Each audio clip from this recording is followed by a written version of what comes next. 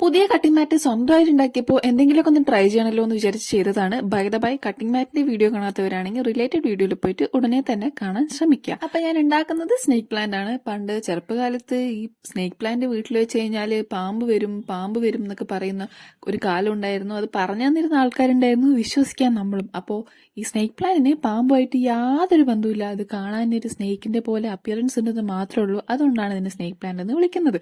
അപ്പോൾ ഇത് ഇറക്കി വെക്കാനായിട്ട് നമുക്ക് ഇതുപോലെ ഒരു ഒയാസിസോ ഒരു ക്ലേയോ അല്ലെങ്കിൽ തെർമോക്കോളോ സെറ്റാക്കി എടുക്കുക. എന്നിട്ട് ഇതുപോലെ ഇങ്ങനെ ഇറക്കി കൊടുക്കുക. ഇനി നമുക്ക് ഇതിന്റെ പോട്ട് സെറ്റാക്കി എടുക്കണം.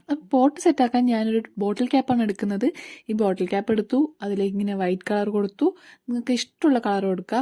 അതിനുശേഷം ഇതുപോലെ ചോപ്സ്റ്റിക്സ് മുറിച്ചിട്ട് ഇങ്ങനെ ഒട്ടിച്ചു കൊടുക്കുന്നുണ്ട്. അപ്പോൾ നമ്മുടെ പോട്ടറും സെറ്റാണ്. ഇനി നമ്മുടെ പ്ലാന്റ് ഇതിലേക്ക് ഇങ്ങനെ ഇറക്കി വെച്ച് കഴിഞ്ഞാൽ നമ്മുടെ ക്യൂട്ടായിട്ടുള്ള മിനി ഡെസ്ക് ഡെക്കർ റെഡിയാണ്. ഇഷ്ടപ്പെട്ട് കഴിഞ്ഞാൽ ലൈക്ക്, കമന്റ്, സബ്സ്ക്രൈബ് മറക്കണ്ട.